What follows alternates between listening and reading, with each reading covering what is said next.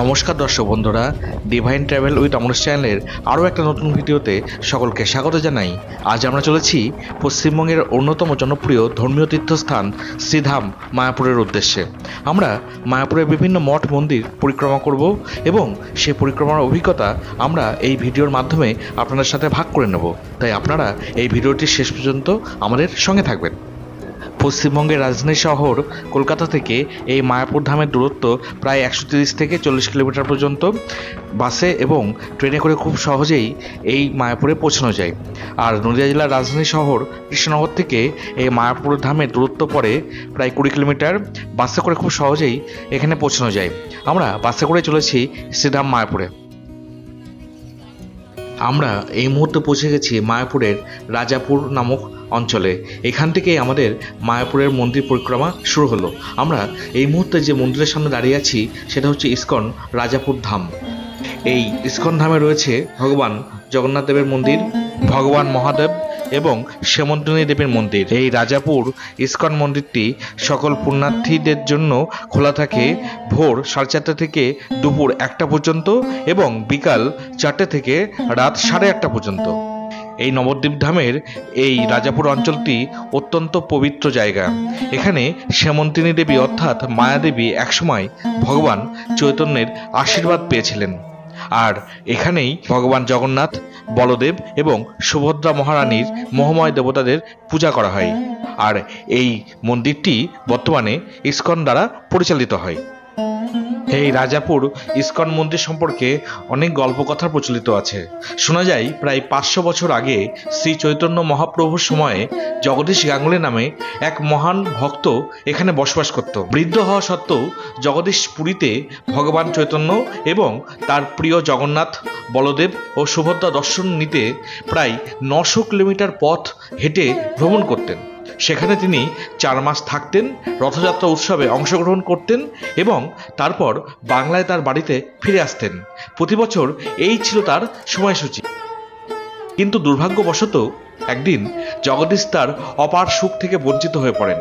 তিনি এক গুরুতর রোগে আক্রান্ত হন, যার ফলে তিনি সম্পূর্ণ অন্ধ হয়ে যান। তার বন্ধুরা ভেবেছিলেন যে একজন অন্ধ ব্যক্তিকে পুরীর মতো দূরবর্তী স্থানে নিয়ে যাওয়া খুব বিপজ্জনক হবে। তাই জগদীশকে নবদ্বীপে রেখে তারা ফিরে যান। তখন প্রভু জগন্নাথের ভক্ত জগদীশ প্রভুর কাছ থেকে ক্রমাগত বিলাপ এবং বিচ্ছেদের মধ্যে বসবাস করা ছাড়া আর কোনো উপায় খুঁজে পান না। তারপর একদিন ভগবান জগন্নাথ তার স্বপ্নে আবির্ভূত হন এবং তাকে জানান যে পরের দিন সকালে গঙ্গায় স্নান করার সময় কাঠ তার মাথায় স্পর্শ করবে। এই কাঠের করুণায় জগদীশ তার দৃষ্টি ফিরে পাবেন। করুণাময় ভগবান জগদীশকে বললেন যে তিনি এই কাঠটি নিকটবর্তী একটি গ্রামে নিয়ে যান। সেখানে একজন ভক্ত ছুতর থাকতেন। ভগবান ব্যাখ্যা করলেন যে তার ইচ্ছা ছিল এই ছুতর এই কাঠ থেকে তার আনন্দময় রূপ খোদাই করবেন। ভগবান ব্যাখ্যা করলেন যে ছুতর প্রথমে অস্বীকার করবে, কারণ কুষ্ঠরোগের কারণে তার হাত বিকৃত হয়ে গেছিল। কিন্তু জগদীশকে বারবার জেদ করতে হবে এবং অবশেষে ছুতরকে এই কাজটি করতে রাজি করাতে হবে। ভগবান জগদীশকে আশ্বস্ত করলেন যে খোদাই কাজটি সম্পন্ন হওয়ার সাথে সাথে ছুতরের কুষ্ঠরোগও দূর হবে।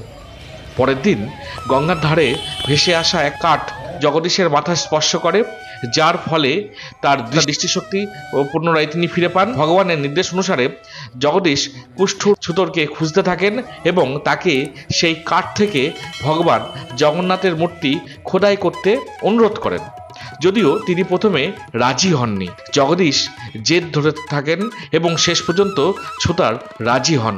ছুতারের আক্রান্ত আঙুল থেকে রক্ত এবং পুঁজ বের হতে থাকায় তীব্র যন্ত্রণার মধ্যেও ছুতার তার কাজটি শুরু করেন।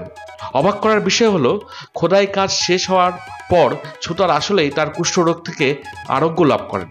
ভগবান জগন্নাথকে সেই কাঠ থেকেই খোদাই করার পর ভগবান বলদেব এবং সুভদ্রা মহারানীর 2 আনন্দময় দেবতাকেও একটি নিম গাছ থেকে খোদাই করা হয়। এরপর ভগবান জগদীশ গাঙ্গুলীকে রাজাপুরে জগন্নাথ, বলদেব এবং সুভদ্রার 3টি মোহময় দেবতা স্থাপন করার নির্দেশ পান। এইভাবেই এই রাজাপুর ধামে এই জগন্নাথ মন্দিরটি গড়ে ওঠে। এই রাজাপুর ইস্কন ধামে প্রবেশ করার পর সেই ঐতিহ্যবাহী জগন্নাথ মন্দিরে আমরা জগন্নাথ দেবকে দর্শন এবং তার প্রতি ভক্তি শ্রদ্ধা নিবেদন করার পর এবার আমরা চলে এসেছি তারই পাশে অবস্থিত শিব মন্দিরে। আর এটাই হচ্ছে সেই শিবশিলা, তার সামনে রয়েছে নন্দী মহারাজ। আর এই মন্দিরের দেওয়ালে ভগবান শিবের মাহাত্ম্য এবং চৈতন্যদেব কেন্দ্রিক শিবের মাহাত্ম্যের চিত্র চিত্রিত আছে।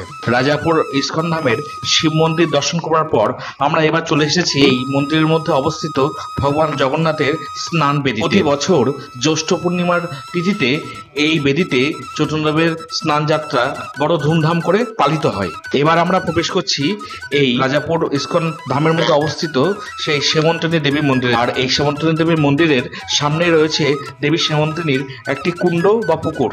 সেখানে অসংখ্য পর্যটক রয়েছে এবং সুন্দরভাবে বাঁধানো রয়েছে এই পুকুরটি, যা সকল পর্যটকের দৃষ্টি আকর্ষণ করে। কথিত আছে এই রাজাপুর গ্রামের এই মন্দিরে দুর্গাকে সেমন্তিনী দেবী হিসাবে পূজা করা হয়। এই অঞ্চলে সেমন্তিনী দেবীর মাহাত্ম্য খুব প্রচলিত আছে। শোনা যায় কৈলাসে একবার ভগবান শিব গৌরাঙ্গের নাম জপ করছিলেন এবং তারপর আনন্দের নৃত্য শুরু করেছিলেন। পার্বতী দেবী তাকে জিজ্ঞাসা করেছিলেন, তুমি কোন ধরনের মন্ত্র উচ্চারণ করছো? শিব উত্তর দিয়েছিলেন, আমি গৌরাঙ্গের নাম গাই। এটি ভগবানের একটি বিশেষ অবতার, যা কৃষ্ণের প্রতি বিশুদ্ধ প্রেম বিতরণ করে। পার্বতী এই প্রেম পেতে চেয়েছিলেন এবং শিব তাকে নবদ্বীপে যাওয়ার পরামর্শ দিয়েছিলেন। এই স্থানে পৌঁছে পার্বতী দেবী গৌরাঙ্গের নাম জপ করতে শুরু করেন। কিছুক্ষণ পর ভগবান চৈতন্য মহাপ্রভুর রূপে তার সামনে আবির্ভূত হন। তার দেহ সোনালী রঙের ছিল এবং তার গলায় বনফুলের মালা ঝুলছিল, যা তার পদ্মের চরণ স্পর্শ করেছে। ভগবানের পোশাক অস্তুতে ভিজে গিয়েছিল। তিনি কৃষ্ণের প্রতি ভালোবাসায় চিৎকার করেছিলেন। তার হাত হাঁটু পর্যন্ত পৌঁছেছিল। তার চোখ পদ্মের মতো বড় ছিল এবং তিনি নিজেই মনোমুগ্ধকরভাবে হাসছিলেন। তিনি খুব সুন্দর ছিলেন। তাকে দেখে পার্বতী প্রণাম করলেন, প্রার্থনা করতে চেয়েছিলেন, কিন্তু তার কণ্ঠস্বর ভেঙে গিয়েছিল। ভগবান শ্রী চৈতন্যদেব তাকে জিজ্ঞেস করলেন, তুমি কি চাও? পার্বতী বলেছিলেন যে তুমি সকলকে কৃষ্ণের প্রতি ভালোবাসা বিতরণ করছো, আমিও সেই ভালোবাসা পেতে চাই। তখন ভগবান গৌরাঙ্গ তাকে আশীর্বাদ করেছিলেন, প্রিয় দেবী, তুমি রাধারানী থেকে আলাদা নও। তুমি শক্তি, আমার খেলার অংশ। এইভাবেই ভগবান চৈতন্যদেবের আশীর্বাদে পার্বতী বুঝতে পেরেছিলেন যে তিনি রাধারানী থেকে আলাদা নন। তাই তিনি এই জায়গায় রয়ে যান এবং তার স্মৃতিতেই এখানে এই মন্দিরটি গড়ে তোলা হয়।